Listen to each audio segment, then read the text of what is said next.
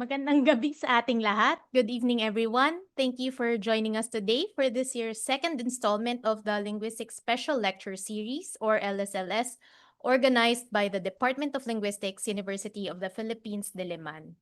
So, LSLS features talks by invited experts on various topics under the fields of theoretical and applied linguistics.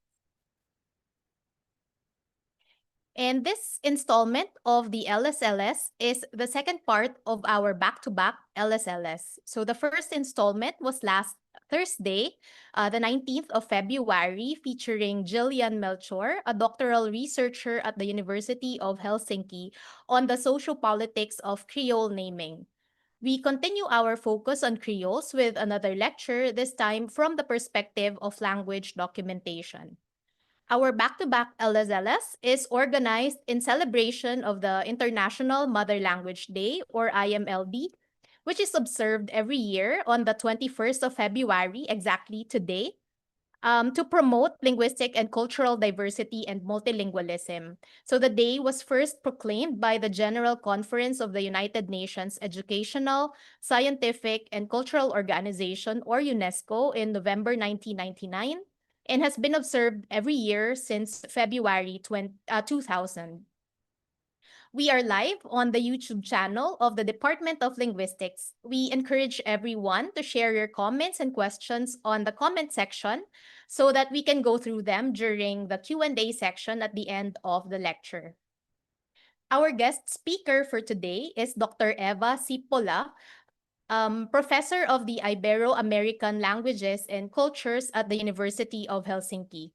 She serves as the principal investigator of the project Sustainable Language Documentation, which is funded by the Kone Foundation and the University of Helsinki, Finland. Today, she will be giving a talk about the said project, focusing specifically on the context of the Chabacano Creoles of the Philippines. I now give the floor to Dr. Eeva Sippola. Eeva, you can now share your screen.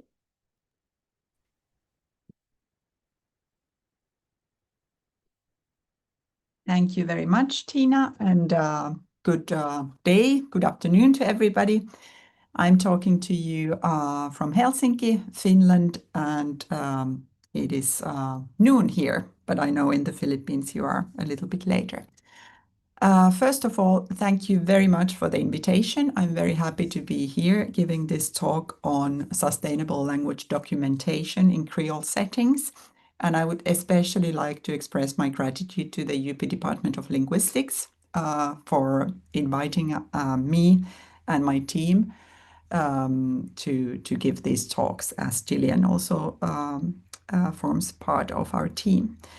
I spent the great part of January at UP Diliman and doing fieldwork in Cavite City, and today I'm going to talk about language documentation in a sustainable manner, especially with regard to Creole settings, and giving a general framework of what we should do when documenting languages. First of all, I would like to introduce the Sustainable Language Documentation Project. It focuses on the 3 endangered contact languages spoken in Cavite City, Cotabato, and Davao in the Philippines. Our project has 2 main aims. The first one is to document the languages in a collaborative framework, providing community-relevant language materials and creating a documentary corpus that is embedded in these languages' multilingual ecologies. The other main aim of this project is to reassess and develop sustainable language documentation practices by comparing participants' views on language documentation, linguistic methodologies, and the project goals. And by participants, we are meaning both the linguists and the community participants that take part in this project. The other research team members of the project are Dr. Danae Perez and Gillian Melcher, who has been in the Philippines for a little bit longer time. And we also have, of course, local partners. In addition to Professor Tina from the Department of Linguistics, we are collaborating with the NGO, the Circle of Chabacano Dreams in Cavite City at this point. When talking about these Cavite, Davao, and Cotabato varieties, we, of course, first have to assess their level of endangerment and documentation.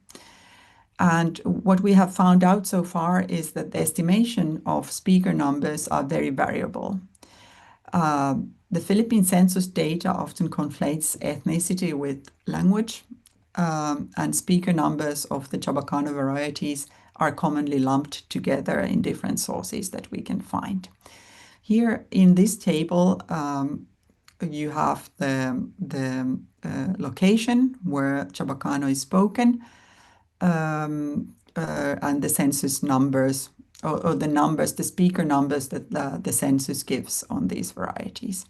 So, for example, for Cavite, we have almost 500,000 Caviteño speakers and 600 Cavite Chabacano speakers. For Cotabato, the number is given in the number of households, depending a little bit on how the variety is called, and the same for Davao. If we compare the census numbers with Ethnologue, we already first notice the first discrepancies and the differences in these numbers. And the only fieldwork-based estimations that we have so far are for Cavite City, where Marvi Klesho and I have estimated about 3,000 speakers based on our time in the community. But what is well known, despite these differences and these difficulties in finding out about the exact numbers of speakers, what is well established is the break in intergenerational transmission for both Cavite City and Cotabato Chabacano, but the situation in Davao is unknown. When assessing the situation, the current status of these varieties, we of course also have to pay attention to the domains of use and the level of documentation. And as in the previous case, Marvi Klesho's and my studies from before have established mostly symbolic and ceremonial uses for Cavite Chabacano, and there is no information available for the situation in Cotabato or Davao. The level of documentation is a little bit better than fragmentary for Kabite when using the UNESCO scale on language vitality. And we have, for example, Marvik Lesher's dissertation on social phonetics in Cavite City for the speakers of Chabacano there. But it is quite fragmentary for Cotabato and Davao, again, because there are no transcribed or annotated documentary materials beyond very limited samples that are, for example, in Antonio Quilis and Celia Casado Fresnillo's book on Chabacano and Spanish in the Philippines. So this was kind of an introduction to our project. And the current phase we are with this 4-year project is that we are working on the legacy materials on these 3 varieties, which means that we are collecting, transcribing, and annotating previous available materials and checking their rights, like what kind of user rights there are for these materials. And as I already mentioned, we also have had our first fieldwork period in Cavite City, stemming from October last year until February. Gillian has been there for a little bit a longer time, visiting Cavite City, and then the rest of the team joined her in January 2026. And the main goal for our first fieldwork period was to establish local cooperation partners in Cavite City. And we were lucky enough to contact with the Circle of Chabacano Dreams, this NGO focusing on Cavite Chabacano, and especially to work together with Arlene Cortes and Che Enriquez from this NGO. Excuse me. We also did some interviews with Chabacano speakers and organized a community workshop in January 26, where we discussed the project goals, the aims that people have for documenting their language, and what they think should be done in order to preserve it. We also visited local institutions and policymakers and policy implementers to see their views and to see, to kind of get an understanding of what is happening in Cavite City with regard to their languages and especially with regard to Chabacano.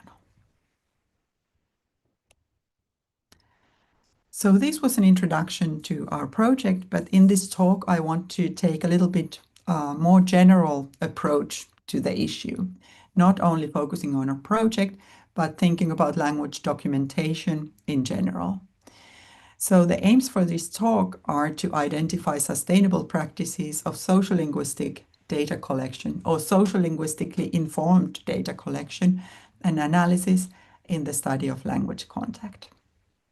I will focus on specific methodological and ethical concerns in language documentation, for example, how to minimize researcher bias and influence, and how to produce research that reflects community members' language use and perspectives in a sustainable manner.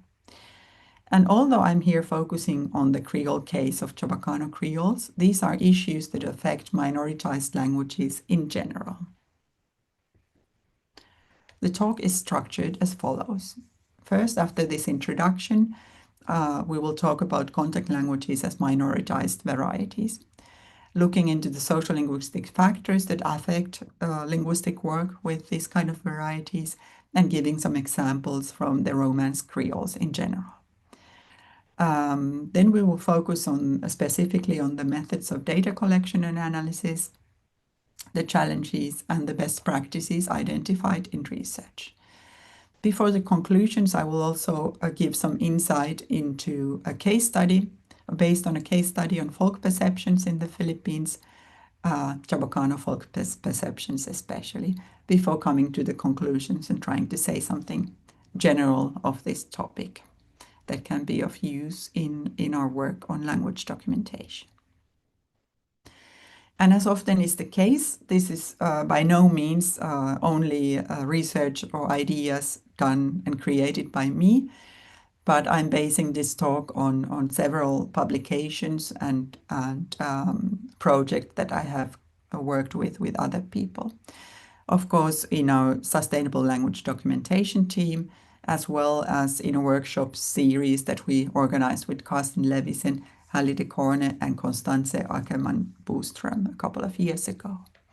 And the publications I'm mostly referring to are also mentioned here. Two of them are co-authored with Mari Viklesho, who has been working in Cavite City for a longer time. So let us continue with the introduction. I have mentioned sustainability and sustainable language documentation a couple of times already in the beginning of this talk. I'm interested in sustainability and especially in the following questions. What role can linguists play in the ongoing societal discussion about sustainability? And how can language documentation be made more sustainable? Definitions of sustainability often combine three fields. The environmental aspect of our actions, the economic aspect of our actions, and the social aspect of our actions. And bringing these together, somehow sustainability would be the way of providing the same opportunities for future generations as we have today for ourselves. So somehow in order, we should be able to maintain and sustain the world both on its environmental, economic, and social aspects in a sustainable manner for future generations. But linguistics has not been prominently positioned in these talks about sustainability, and that's why I find it very useful to apply this concept also into language documentation and linguistics more generally. When talking about sustainability, we often have heard the UN Sustainable Development Goals that are presented here. There are 17 of them, and we will not have time to go through them all, but as you can see, they stem from reduction of poverty and zero hunger to gender equality and sustainable cities and communities, etc., etc. So not only environmental aspects, but also social and cultural issues are taken into account in these development goals. How do they then relate to contact languages? Well, first I would like to define what I mean by contact languages. These are often labeled as pidgins, creoles, mixed languages, multi-ethnolects, post-colonial and indigenous varieties, etc., and etc. And they often take their definitions from historical linguistics and sociolinguistics. But we should also remember that language contact is not only present for languages that we label as contact languages, but it is present in many other situations as well. And often in these situations, we can connect it either to language maintenance, so kind of sustaining the linguistic situation, preserving the language for the future generation and passing it on to the future generations, or situations of shift when communities, for various reasons, change from one language to another. So shifting from one language to another. And also in these situations of language maintenance and shift, the structural and lexical effects of language contact are often very present. As these kind of prototypical contact languages, I would like to draw your attention to Creole languages. And if you're not familiar with the Atlas of Pidgin and Creole language structures, which is an online resource available online, if you Google it, you can easily find it at the apixonline.info, which lists a number of languages that have been labeled as creoles, pidgins, or mixed languages. In this map, we have all the languages included in the database, but I would like to draw your attention to the orange labels and the red labels and the yellow labels, which are the Romance-based creoles on this map. So creoles that have their lexifier language, a Romance language, be it Spanish, Portuguese, or French in this case. This is a wonderful resource if you are interested in Creole languages. You can go through several structural features of these languages. Also, sociolinguistic information is available, as well as information on their phonologies. And each language is also described in a survey chapter, and all the features are based on and come with examples, glossed examples and translated examples. So it is a really wonderful resource and a first look into these languages in our world. Creole languages are, however, often marginalized. They are spoken in geopolitically remote areas. They are of relatively recent formation because they are spoken by transplanted communities. Many Creoles are born out of societies where enslaved people were part of. And using Lepage and Toperet-Keller's terms, we could say that their ethnic identities can then therefore be seen as somehow less focused or more diffuse. So not connected to these ideologies of one language, one nation, and the land where they are spoken. They also often have lack of autonomy with regard to their lexifier. This can be seen, for example, in the naming practices of these creoles. They are often called some kind of broken variety of the lexifier or corrupted varieties of their lexifier. This we can see, for example, also in the naming in the name Le Créole in French for all the Creole varieties in the French-speaking world. So kind of some lumping the different Creole languages together under one name would be an example of these. And also their speaker communities, their speech communities are often marginalized in political and economic terms, as highlighted by Garrett in his 2006 article. This marginalization, of course, connects contact languages with the Sustainable Development Goals that I mentioned previously. And I have marked here with a star, with the blue star, at least the ones that we identified as significant. Poverty in terms of economic marginalization that affects good health and well-being, also linguistic matter. As we know, research has shown that people who are able to maintain their local languages and identities, cultural identities, and appreciate them often have better results with regard to well-being, for example. Language, of course, connects to quality education, the opportunities that we have for using our mother tongues or the languages of our communities for learning to read and write and to get education.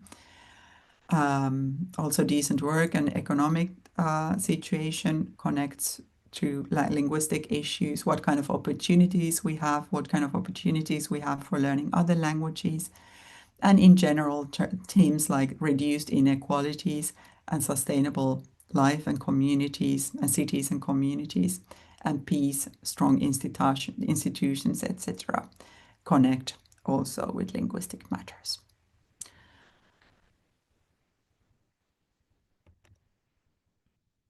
One additional topic that I would like to touch on in this introduction is the state of language documentation as a field. And often, for a long time, languages were seen as self-contained entities in the eyes of a documentary linguist. Mike and Leglis, for example, point out that conventional language documentation continues to stress the self-contained nature and monolingualism in fieldwork, as well as the focus on the ancestral code in documentation, which is constructed on an idealized speaker. So when documenting a language, we often want to find somebody ideal for that work, who knows the language in its purest form, in its old form, and that's what we base our documentation on. However, recently there have been new approaches forming that place emphasis on the contemporary communicative ecology mode of documentation. And this approach is stressing the sociolinguistic adequacy over structural adequacy in multilingual language documentation. This is especially relevant for multilingual communities where the everyday language use might be multilingual and not based on this ideal monolingual speaker who only speaks in the way people always used to speak. So kind of challenging the previous ancestral code focus instead of the real live language use of people in multilingual settings. Okay, so after this introduction, I would like to move on to talk about contact languages as minoritized varieties. And I will be presenting some factors that affect contact languages and marginalized varieties in general. The first of these is, of course, the well-known sociolinguistic concept of diglossia. We know that Creole-speaking communities are often characterized by multilingualism and an asymmetric distribution of functions between different languages or codes.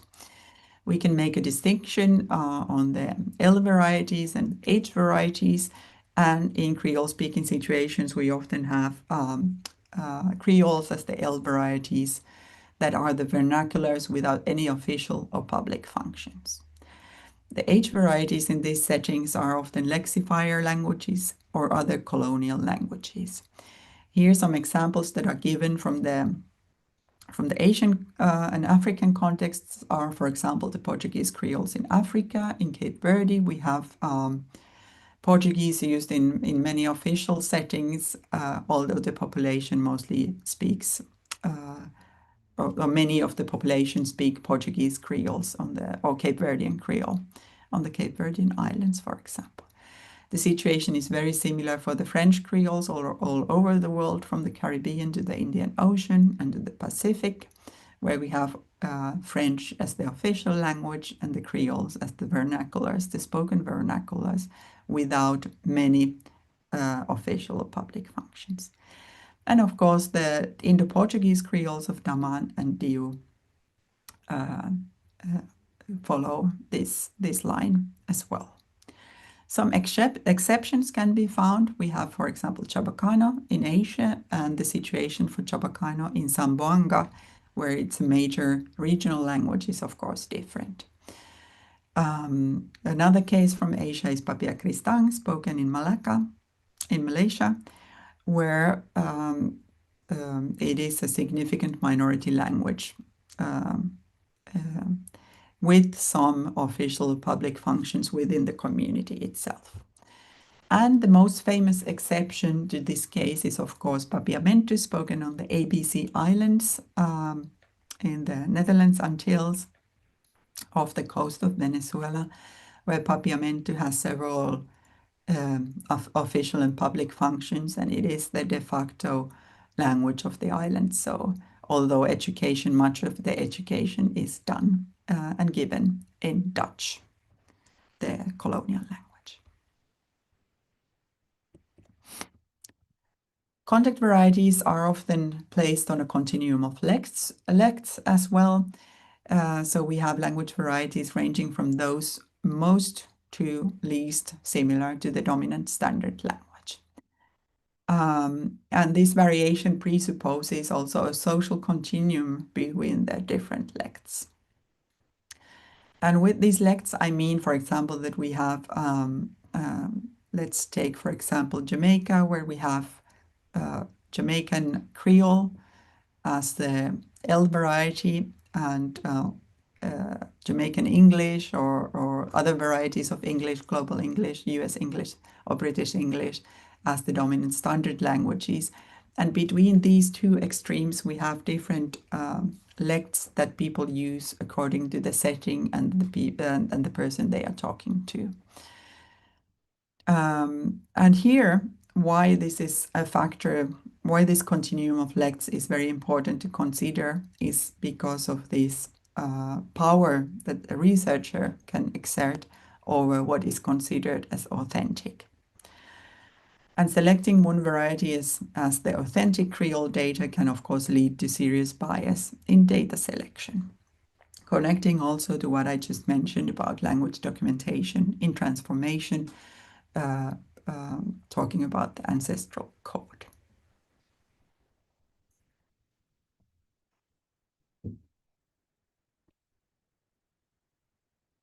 Yet another factor that we should consider are, of course, language ideologies and prestige. Metalinguistic norms in the community, in the speech community, and the prestige relations between the varieties govern language use. Therefore, when working with these varieties, it's relevant to find out which languages the community members speak as their first languages or second languages, their degrees of competence in different varieties, where the speaker acquired the languages, did it happen at home, at school, or in the community, and what the functional divide is between them. This seems very straightforward when we make a list like this, but in real life settings, it's not always as easy because, as we know, people don't reflect on their language use necessarily that much. So when you ask somebody who is not a linguist about their languages, they might not even have thought about the languages that they use or where they learned them. And to evaluate one's degree of competence in the different varieties that we use, it can be also a challenging task.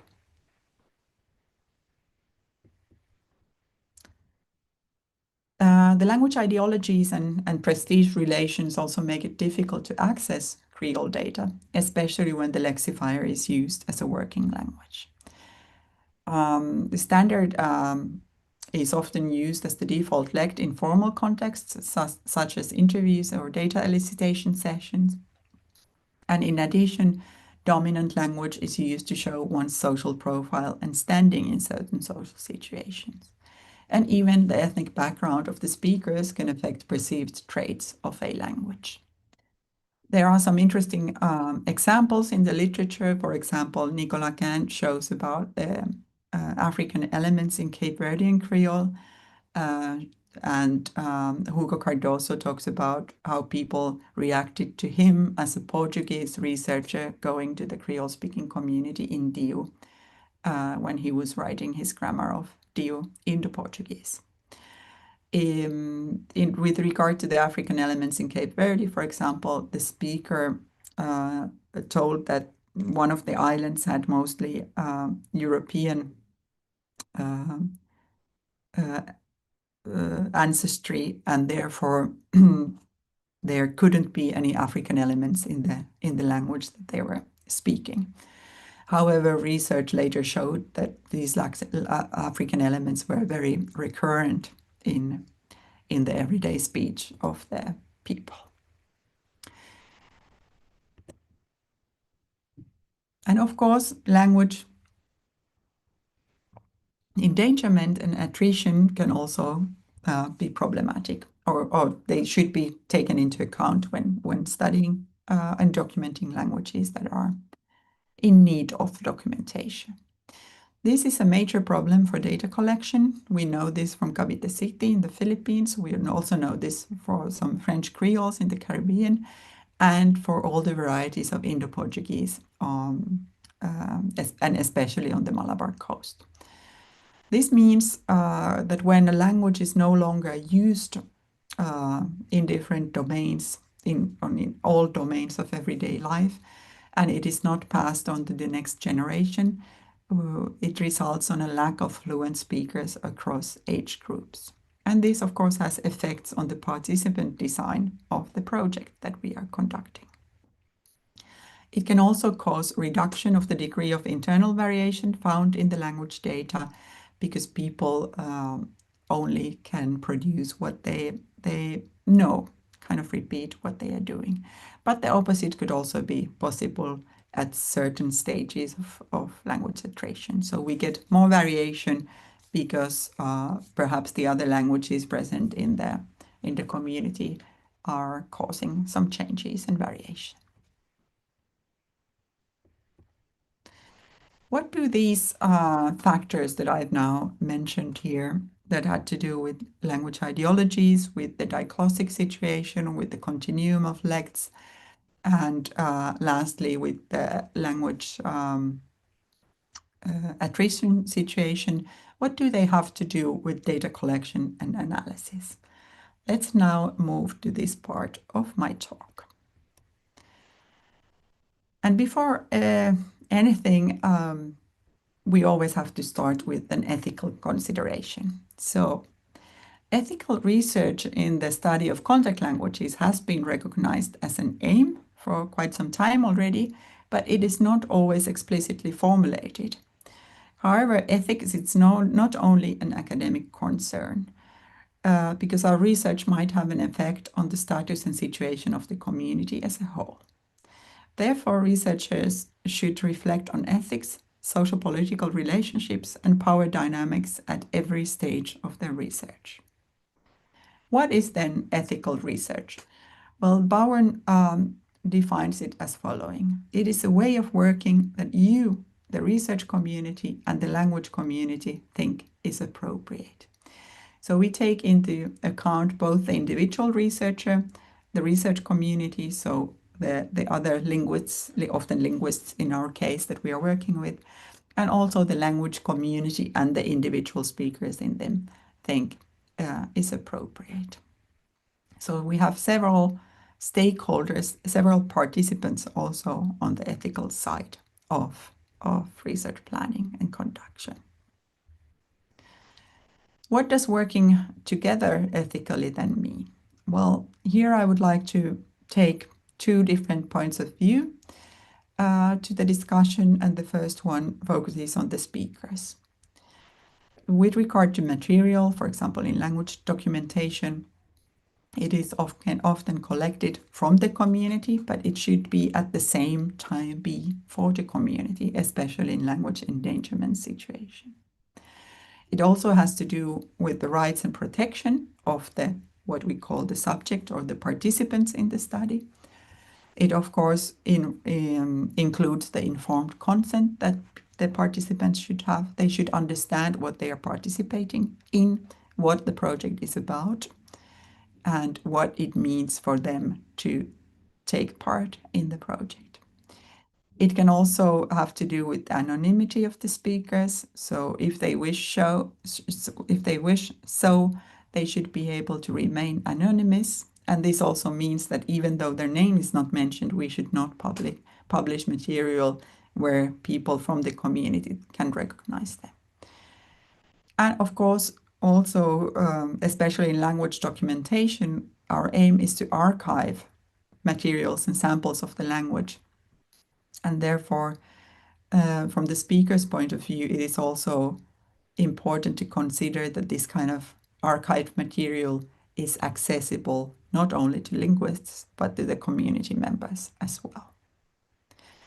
From the researcher's point of view, I would like to mention openness and honesty as the starting points for the discussion, the ethical discussion and ethical work, as well as different permissions that have to be secured from the participating universities, possibly a government even, but most importantly from the speakers themselves through informed consent.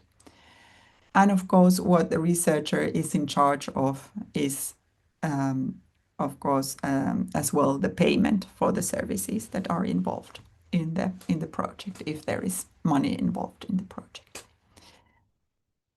And beyond this, the researchers, of course, have the ethical matters that they have to take into account when working in the linguistic community. But here I'm mostly focusing on these speakers and researchers' relations.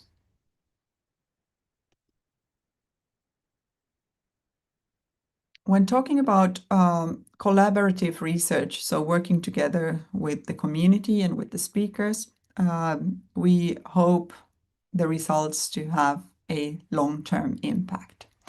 This is an ethical responsibility. And from my point of view, fieldwork should always have an empowering aspect. So paying for the services is not enough. But when working with endangered languages, it would be important to discuss with the community what kind of needs and wishes they have and how can the linguists give tools or ways of working that that support the community's aims. And I think on the bottom of this all is that collaborative research helps both the community and the linguist, because this way the linguist can get more community relevant material to analyze and get access to data that could be understood as more realistic, perhaps. Collaboration can happen at the level of project planning, but especially when interviewing people at the level of recording, interviewing, and transcribing. And these are the skills that we have now, for example, in Cavite City, been focusing on. So with some participants, we have had the NGO members participating in the recording and the interviews and the transcription of our data. Another aspect that could be relevant for some communities is, of course, orthography development. For some communities that perhaps don't have access to schooling, this could provide reading and writing skills. This is not obviously the case for Cavite City, where the speakers of Chabacano are highly educated mostly and know how to read and write in several languages. It can also have to do with fundraising for community projects. So working together with community members and activists to raise more funds. And in general, just participation in community events and giving publicity to their activities is an important factor as well. If you're interested in learning more about collaborative research in general, I can recommend, for example, Eva Tchaikovska-Higgins' nice article from 2009 that is listed here. I mentioned informed consent in the list of ethical matters to take into account. And informed consent means the consent of the speakers and the language community to participate in the project. It could have to do with community leaders kind of accepting the project for the community, but it also means that each individual participating in the research should understand what they are participating in. And it's not always easy to explain what are the linguistic aims of the project. If we are, for example, focusing on the analysis of a certain grammatical aspect, people might not have that kind of knowledge or interest even in finding out about the aspectual differences in the verbal system. But it is anyway a good idea to try to explain your project in layman's terms. What we have done in our project is to offer a kind of layman description of the project in several languages that is given to the participants. An informed consent should be registered in a way that is accessible and clear to all, that it was voluntary and informed. It can be a sheet that people sign, so a written informed consent sheet, or it can be recorded on video or audio if that is a more culturally appropriate way of doing it. This is especially relevant if materials are to be shared online, and discussion discussion about how important informed consent is has to be given, has to happen with participants and all the project collaborators. For example, in our case, we are not necessarily always present when the interviews or recordings are made, and that's therefore it is important that the people making the recordings are aware of the importance of informed consent. An informed consent has to include the objectives of the research, the aims that we have, the methodology of the research, and possible risks, the anonymity of the data. So do people wish to remain anonymous, and do they really understand what it means to have their name somewhere in a language archives? It has to include information about the funding of the research, and this can be, depending on the community, a sensitive issue. So who is actually taking the gain, the monetary gain of the research that we are doing? Who are the outside participants in the research that have access to the data that is being collected? And what is the potential for profit of the research in general? Is it profit only for the researcher? Is it profit for the participants in the way of monetary salaries, for example, or any others?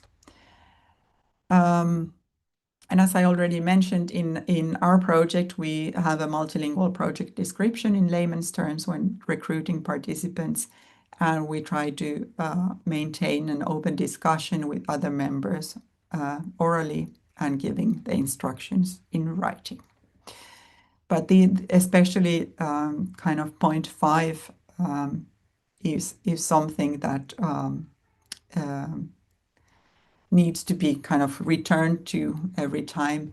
And also the point number 5 can be sometimes difficult to know at an early stage. But something that works here is often mentioning that only the processed materials, so not the raw data, but something that has already been processed through transcription and analysis, can be shared with other researchers, for example. And this means that, for example, the anonymity of the participants is protected at all times.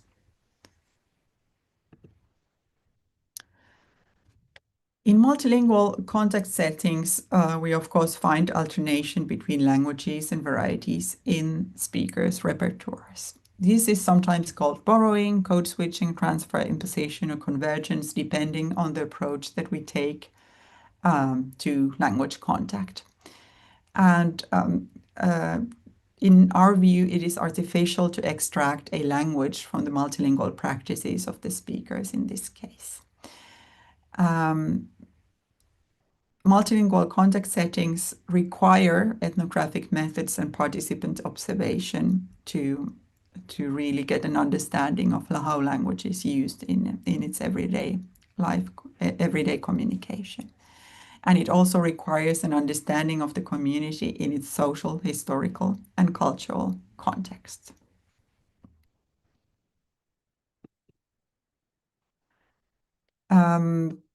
Outsiders don't always have access to Creole data, for example, or contact language data in general, because the Creole is often reserved for spontaneous in-group interaction. And in talking with outsiders, such as researchers, speakers would naturally switch to some acrolectal variety that they know will be understood, or even the standard language. This might have to do with ethnic and physical characteristics of the researcher or the normative pressure of the lexifier language.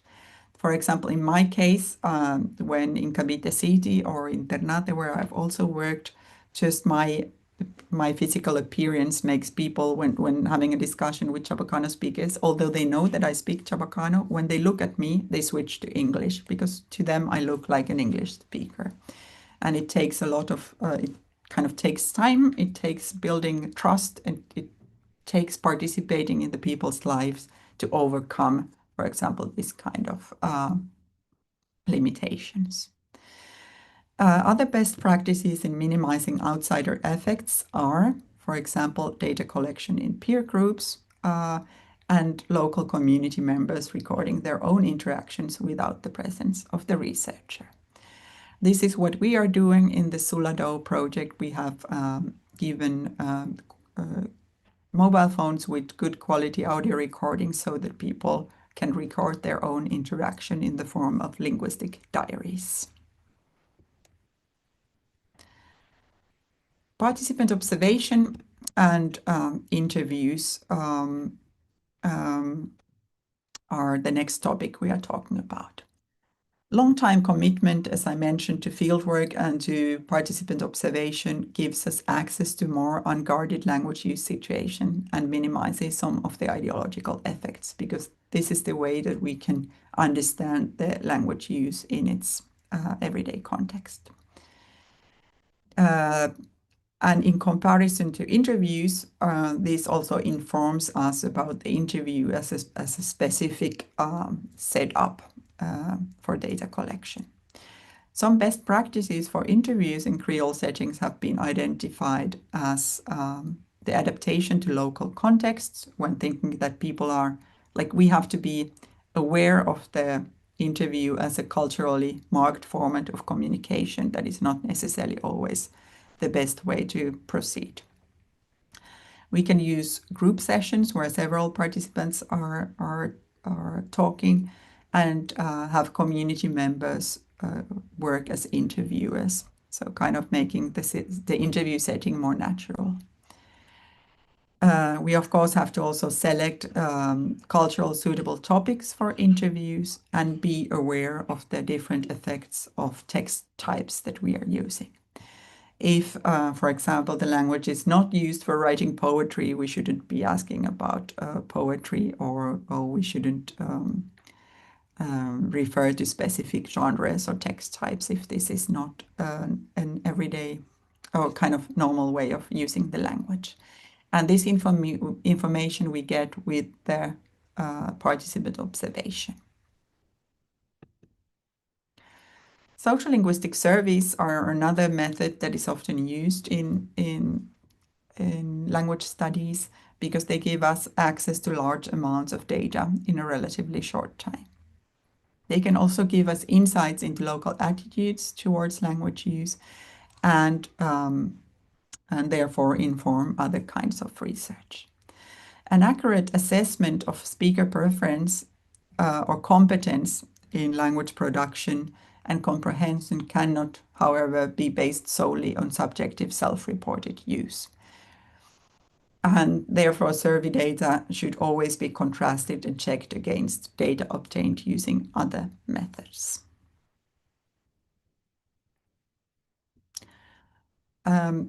I previously talked about outsiders' access to Creole data, and I would also like to point out insider access to Creole data, as it was one of the topics in the ethical consideration of linguistic fieldwork. So in language documentation, how can the products be made accessible and relevant to community members? Empowering fieldwork would be giving the skills, or kind of helping the community members to acquire the skills in documentation, with the ultimate goal of the community taking over the documentation project. Another topic already mentioned was orthography development, and the policies that are being created that could be informed by research, by the work that we as linguists do. And of course, talking about language archives, in the case of language documentation, we should make sure that these archives are also accessible for community members and not made only for the use of linguists. Something that we have come across now with our project is that could parts of the material be used for social media, for example, for raising awareness of the situation. And of course, language archives are also something that we have to take into account, are the costs and finances that are involved in this, in addition to all the ethical discussion.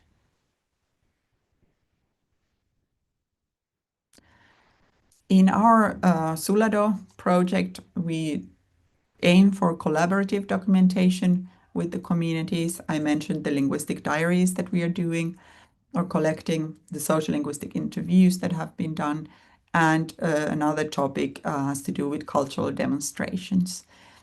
And these are topics that we have developed, and kind of these were identified by us linguists before the project started, and these are being developed together with the community in the workshops that we organized. And in the sustainable methodologies in documentation, we also use the community workshops to discuss the UN Sustainable Development Goals as a prompt, with focus on the languages of the community. So especially focusing on education, economic opportunities, and sustainable communities as such. What is a community? How can it live on? Does the language community match other social communities that are available? What are then the research strategies for achieving sociolinguistic adequacy in our language documentation? Theoretically speaking, if we use DiCarlo and colleagues' model, we could use the speakers as the target of our work and focusing on the situational context as well. This means that our control as researchers on the data that we are collecting is quite high on the tools that we are using. So, for example, the equipment, the analysis, etc. But the control on what kind of language is being documented is actually quite low. So that's the kind of move away from this idealized, imagined ancestral code that we would be focusing on, and rather taking language as it's used in its everyday contexts. But to finish this discussion on kind of different methods and what we can do to document languages in their multilingual settings, is kind of the takeaway message that I would like to give here is that data collection does not happen in a vacuum.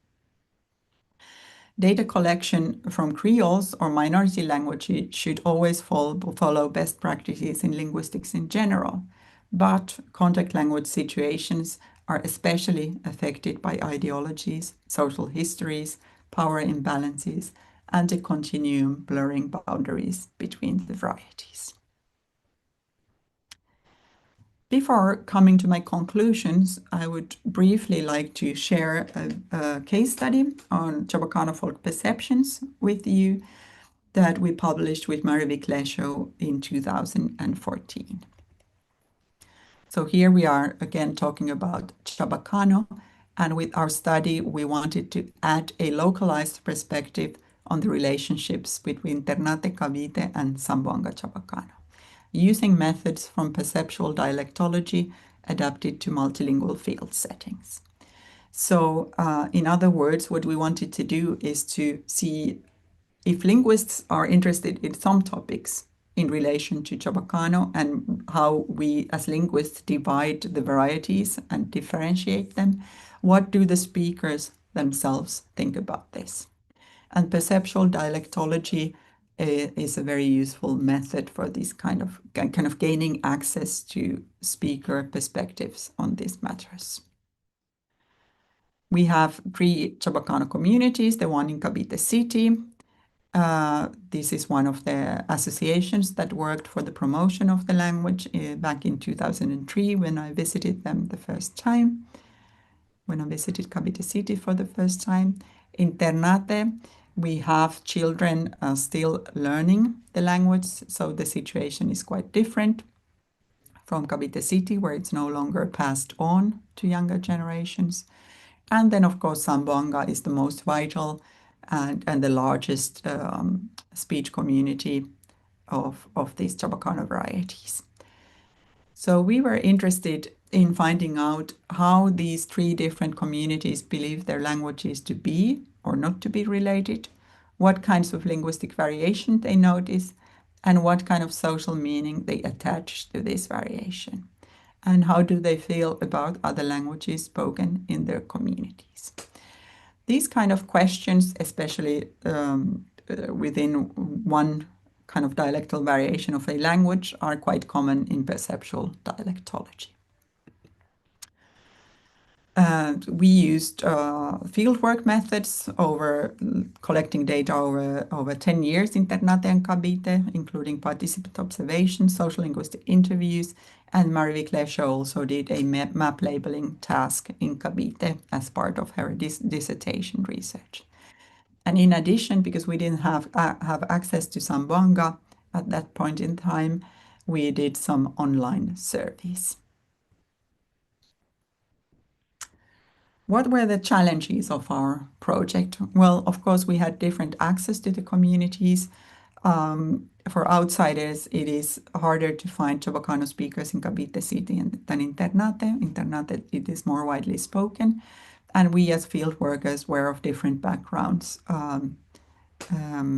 which led to different outcomes as well.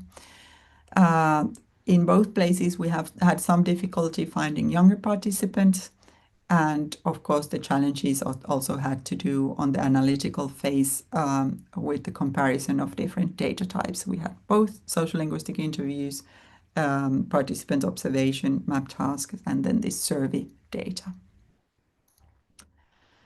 However, a careful comparison of these four data types yielded consistent results. I will not have time to go into the methodologies in detail, but these were the results that we found. The varieties were believed to be mutually intelligible but distinct. There were similar beliefs about which phonological and lexical features distinguished them, and there was a perception of Spanish as something prestigious and local Philippine languages as a threat. English was very rarely mentioned in any data set. And additionally, some kind of pure Chabacano was seen as an identity marker in each community, but this purity would mean or could mean different things depending on the community. Here you have some examples. For example, some features that were mentioned had to do with Spanish prepositions that were not used in Ternate, but used in Cavite. For example, in example 1 from Ternate, they say, no hay más que el viejo pescado, sin pescado na Cavite tiquel. So the old man has no more fish, and without fish in Cavite, it is said like this. And let's see if you can hear example 2, commenting on the differences in intonation between the varieties. Como el platicada cheniptono na verdad kunisod ba andato na plaza kilo andato na plaza hina na ba completo huevos o kuniso completo huevos lang. So saying that the different community has a different intonation. And the third example is connecting Chabacano with Spanish pronunciation, referring to the Spanish sound, the th sound, ceseo sound in Spanish varieties.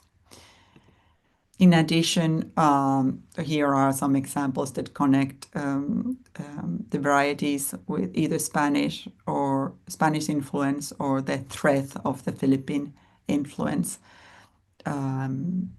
making it somehow less authentic for the speakers. And the example number 6, talking about what is real Chabacano.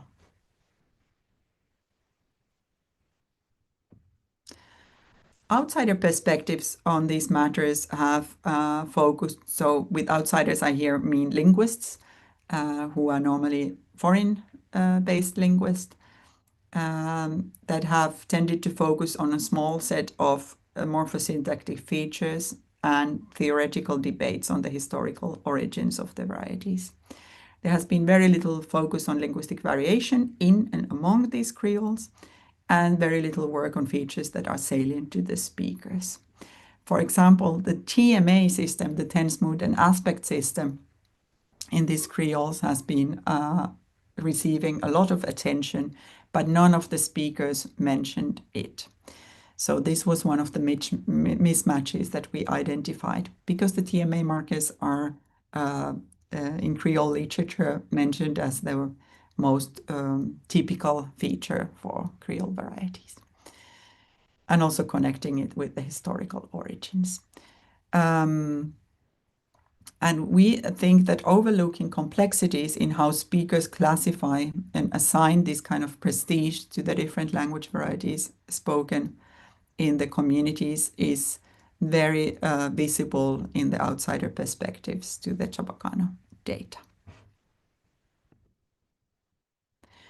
We also showed that applying perceptual dialectology methods to Creole and contact language settings allows us to avoid relying on our own assumptions about language classifications, prestige, and authenticity.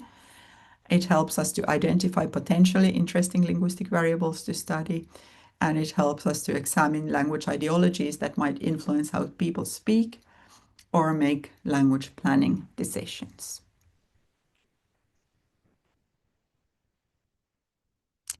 It also helps us to work ethically by including speakers' perspectives in our analysis and to provide a more holistic view on the linguistic structure and sociolinguistic situation of the language.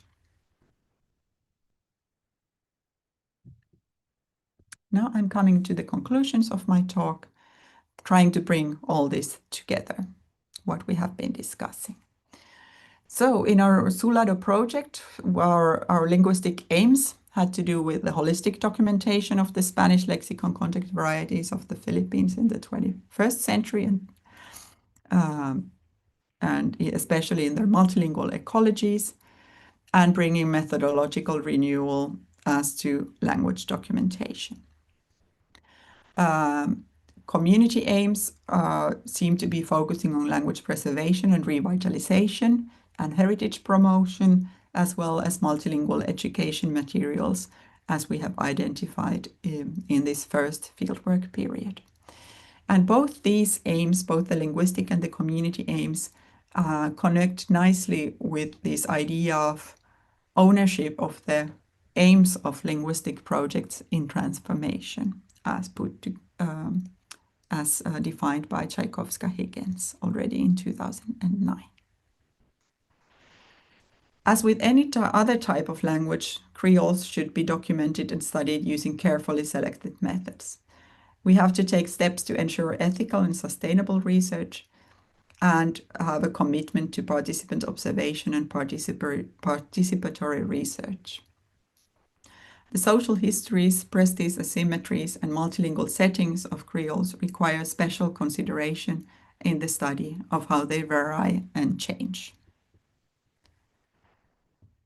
Language attitudes and ideologies affect the development and structure of contact languages, but they can also be studied combining and contrasting several methods.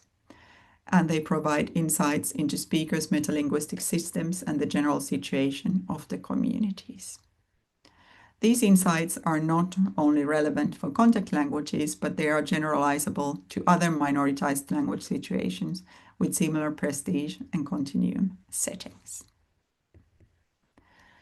So, in conclusion to all this, sustainable methodologies can be achieved by balancing the three dimensions, by localizing what we are doing as linguists, by taking a collaborative approach to community perspectives, and taking a stand on the economic resources that are related to the project and to the languages that we are researching. And bringing these three different aspects, both the environment where the language is spoken in its everyday language use, the economic factors that affect both the project and the language use, as well as the social and cultural surrounding, can offer a holistic approach to the wicked problems that we find in the world today. And I would like to thank all the communities that have supported our fieldwork and all the people mentioned here. If you are interested in the references of my talk here today, please write me an email and I will send the list to you. Thank you very much for listening, and I look forward to your questions and comments.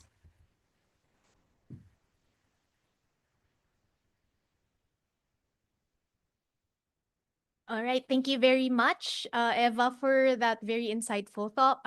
I think your presentation today is very apt as we celebrate IMLD on this very day, particularly how you highlighted a more sustainable direction for our discipline, for linguistics. That is by thinking about the ways we can develop a more collaborative and respectful partnership with the communities we work with. So I think this new direction is actually a reaction from our colonial histories where our practices in academia and linguistics, particularly, still largely remain instruments of colonization. For instance, the ways we have engaged with communities, and it's good that we are now discussing how we can move away from that history or practice. So at this point, we now open the floor for questions from the audience. I actually see that there are already a bunch of comments and questions. There's actually some very interesting insights shared by our audience today. I think some of them are members of the communities. But for the rest of you, please type your questions on the comments on our YouTube channel. I can begin the Q&A part by maybe reading the first comment. Just maybe something that we begin our discussion. So one commenter said, protect linguistic diversity, support minoritized languages, advocate inclusive language policy. Now, for the other questions, there's the first question I can read is about the more practical outcome of such projects, particularly your work in with the Chabacano communities. So how do we combat prejudice towards Creole languages like Chabacano? This is coming from a community member. So based on personal experience, there are quite a few comments online calling us traitors and the like, even by fellow minorities. And a related question is, so what possible policies and legislations could be adopted to ensure that such ethnic Creoles can be preserved and can grow? Yeah, this is an interesting question, and I think it connects to what I've been presenting here. So all the languages are a product, and the way we use them are a product of their kind of social histories as well. And in the case of Creole languages, this, although I talked about the marginalization of Creoles, in the Philippine case, some of the Chabacano varieties are, of course, also connected with the colonial past of the Philippines, because there is this connection to the Hispanic heritage of the country. And if I understood the question correctly, this might be kind of causing this the issue here in the question, but maybe I'm wrong. I don't know. But I think what we can do is raise awareness, talk about language awareness. How do we kind of what I've been presenting here from the linguist's perspective could also be taken into more general discussions about connecting histories with the actual situation and explaining that even though the language's history might be connected to the colonial past and the Hispanic heritage, the speakers today are in a similar situation. They are minority language speakers in the Philippines, and together everybody can work towards more diverse policies in the Philippines. And the ways of doing that, I guess it's reaching out, advocating for mother tongues to be used in different sectors of the society, and trying to influence policymakers at the local level and also at the national level, highlighting the importance of being able to use one's language at school, for example. We have much research showing that the first language is often the best language to be used in when you're learning to write or read, for example. That will give you a stepping stone towards other languages, for acquiring other languages and gaining better learning results in them. All right, thank you, Eva. Let's move on to the next question. This is now from a maybe philosophical standpoint. So, if diglossia, ideology, and documentation all operate within the same prestige hierarchy, are we merely describing marginalization or participating in its reproduction? And again, another a related comment. If speakers systematically shift toward acrolectal forms in the presence of outsiders, how can we ever claim to access Creole speech unmediated by our own positionality? Yes, I will answer the second question first because I think that's easier.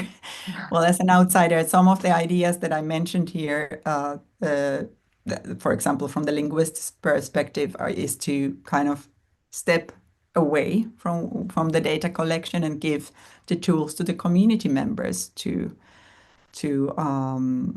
record their own interactions. But this is, of course, the big question in all language documentation and linguistic work. How can we overcome the observer's paradox? I don't have a one-to-one answer, but we can use some tools that make it easier. And the first question, are we reproducing the kind of marginalized structures and prestige relations?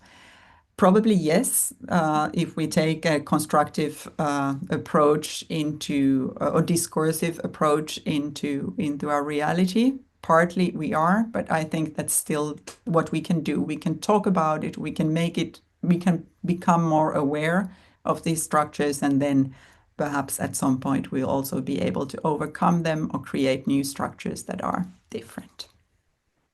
Okay. The next part of the Q&A, actually, these are just comments. People have been interacting online.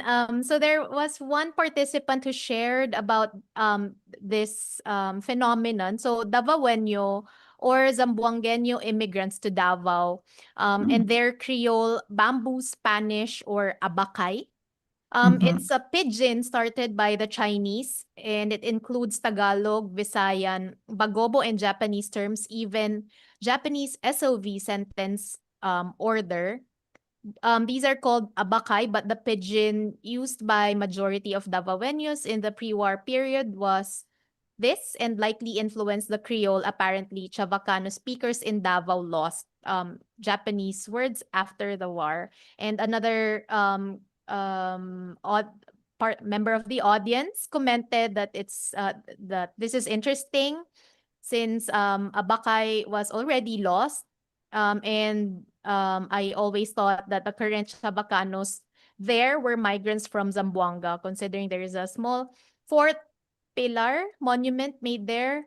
And same with Cotabateño, many families in Zamboanga have distant relatives in Cotabato, hence the existence.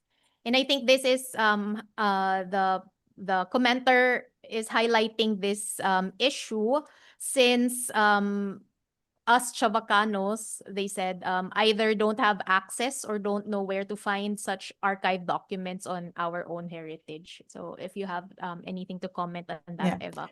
I would like to thank the commenters very much. This is one of the reasons why we want to study Cotabato and Davao Chabacano. I'm using these terms because we have also noticed that Davadueño, for example, is used for other languages spoken in the region, so kind of to make it clearer for our project. But we, of course, respect the naming practices of the Chabacano speakers there. Abacay Spanish is something that was mentioned already by Keith Winham in his monograph on the Spanish contact vernaculars in the Philippine Islands. And it has been mentioned and repeated several times in research literature, but there is very little actual research on it. So we don't know what it is referring to. But what the commentator mentioned is something that has been that is probably based on also on similar sources as what Keith Winham used in the 1950s. So we think in the project that it's about time that somebody goes to Davao and sees what kind of Chabacano or other contact varieties are spoken there. So If you have any more information on this, please get in touch. You can find my email by Googling me. It's my first name dot last name at helsinki.fi. We would be very happy to hear more. And we are also now looking for kind of contacts and participants in Davao and Cotabato. So thank you very much for this comment. I don't I don't want to say anything conclusive on this matter yet, but showing just how important it is to kind of give these talks and interact with different speakers. And the other question, like the access to the historical materials, yeah, I think that's why it's so important that we as researchers cooperate with local activists or community members or NGOs, because they know what is a relevant way of archiving materials or kind of making them accessible for the speakers themselves. In Cavite City, for example, there has been discussion about the Cavite City Library, if they could have a kind of special section dedicated to Cavite Chabacano and the city's heritage. And this is hopefully something that could be reinstated, because they used to have this kind of section in the Cavite City Library, but it is currently being moved to a different location. So let's see what happens there. Maybe another related comment, still on the Mindanao varieties of Chabacano, but this time on Zamboanga data. So they commented on a bit in your presentation. So I think for Zamboanga, the data may be skewed. It's not necessarily old rich families. So even in rural Chabacano communities, they speak with a lisp. Pure Chavacano or verdadero Chavacano simply means someone whose family are generationally tied to Zamboanga and grew up in the culture and speaking the language at a highly fluent level. Thank you very much for this comment. Yes, this was just one example. Of course, it is not the only example, but the kind of meanings given to these linguistic features vary depending on who is giving the comment. So this was an example of one of the connections they made to the Lisp. All right. So maybe a personal question from me, since I'm going to take this opportunity as today's moderator. So Eva, I know that you've worked with Chabacano communities for quite some time already. It's been what, over a decade, is that correct? For about 20 years now. Oh, 2 decades. So yeah, reflecting on the growth of your experience, relationship with the Chabacano communities, what can you say would be like the major change in your practices and relationships, or Yeah. yeah, with the communities through your years of working with them? Yeah, this is actually something I've been thinking about lately, because now that I in January visited the Philippines again, it was after a more than 10-year break. I haven't worked on Chapaca. Like, I had worked on historical stuff, but not really with communities.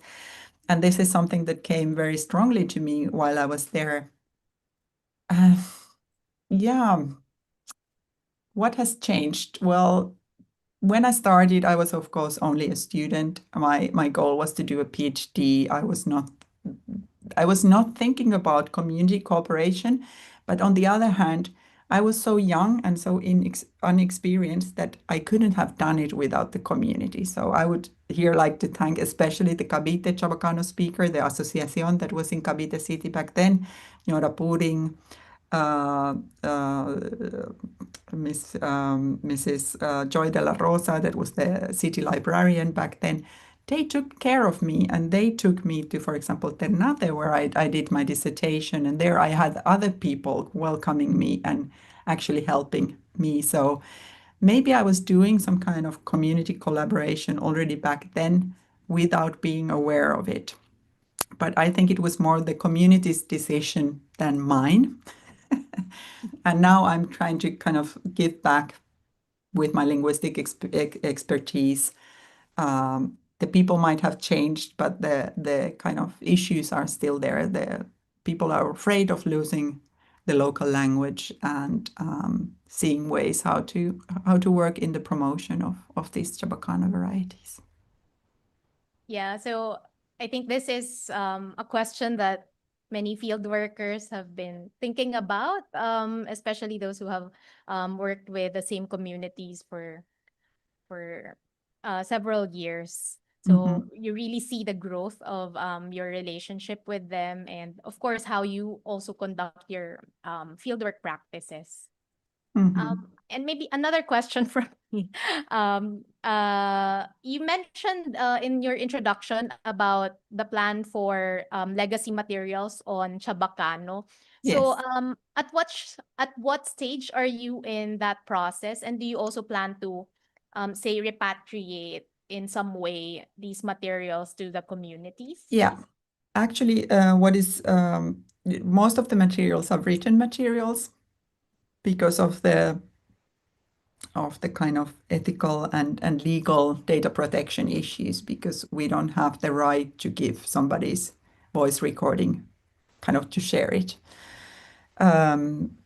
And we were very lucky to find out that the Circle of Chabacano Dreams in Cavite City has actually been doing the same thing. And they've been republishing many of the written sources on Chabacano. So now we have linguistic transcriptions of the data, and we are, of course, sharing any materials that they might not have. And then they make sure if these can be published following the copyright and this kind of matters. So this is the stage for Cavite City, Chabacano. We also have some of my materials from Ternate, but that is not part of the documentation project we are involved in now. But maybe at the later stage, if we get more funding, we could also work with those data. All right. I think that's most of the questions from our audience. Let me just end the Q&A by reading some more comments, mainly words of thanks. So first, thank you for such an enlightening and respectful discussion of Chavacano and contact languages. As someone from Cavite, this meant a lot to me. Maraming salamat po.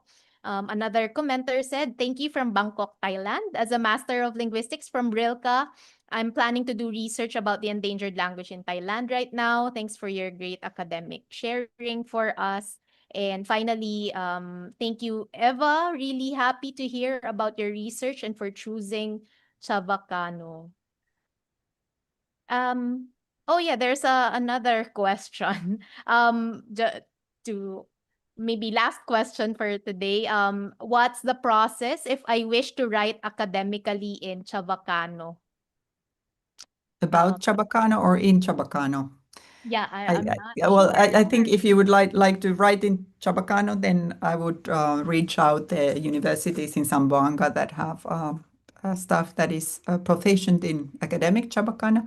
But if you want to do research into Chabacano, then, for example, join the linguistics department, the linguistics programs at UP Diliman. It could be either in general linguistics or in cooperation with the European language department, because they also, through Spanish, they are interested in language contact and Chabacano issues, and then participate in the project as I don't, because I don't know the background of the person asking, but I would like get in touch with different different researchers, etc., to work on these Yeah, or topics and see what can be done. maybe collaborate with your team, Eva. Of course, yeah, in that way. If you want to join us and participate in our project, please get in touch by writing an email to me and or to Gillian Melcher. Yeah. So we've shared your email address on the comment section of our YouTube channel. So for the audience, if you would like to reach out to Eva for collaborations or further questions, comments, you may send her an email directly. So yeah, to wrap up our LSLS, on behalf of our chair, Assistant Professor Francisco Rosario Jr., we will now proceed to the awarding of the Certificate of Appreciation to our guest speaker, Dr. Eeva Sippola. So let me read the certificate. So this certificate of appreciation is presented to Eeva M. Sippola for delivering the lecture Sustainable Language Documentation in Creole Settings, held online through a YouTube live stream on the 21st of February 2026 as part of the Linguistics Special Lecture Series of the University of the Philippines Diliman Department of Linguistics, signed by our chair, Francisco Rosario Jr. Yeah, let's give Eeva a virtual round of applause. Thank you so much, Thank you very Eeva. much. Thanks so much for the invitation. It has been a really enriching evening for us, and I'm glad that we decided to do this online so that it's actually able to reach community members who might not be able to join us on site. So yeah, we really appreciate you taking the time out of your weekend to do this lecture. Of course. Um, Thank you very much. Thank you, Eva. So for our participants today, if you wish to receive a certificate of participation, we request that you fill out the evaluation form, which you can access through the URL and QR code flashed on the screen. So tinyurl.com/LSLS2eval. So, just to end, Dr. Eeva Sippola just returned from her trip here in the Philippines as our visiting research fellow. And if you are interested to read about her field research here, you may visit the website of our department, linguistics.upd.edu.ph, or follow the QR code on the screen. If you also wish to be updated with our upcoming events, please continue to check our website or follow our Facebook page. Again, thank you very much for joining us today. Happy International Mother Language Day to everyone. Maraming salamat po at magandang gabi.